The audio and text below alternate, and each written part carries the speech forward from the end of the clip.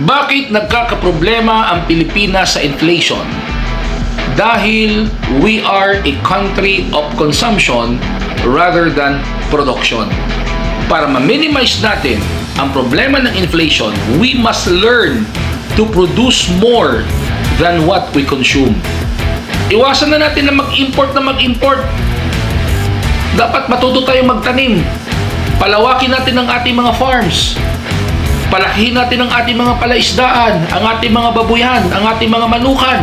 Kapag nagawa natin ito, tataas yung production level natin. Ibig sabihin, tataas yung supply natin kaysa demand. Sa law of economics, kapag mas mataas ang supply kaysa demand, bababa ang presyo. It is solved of inflation.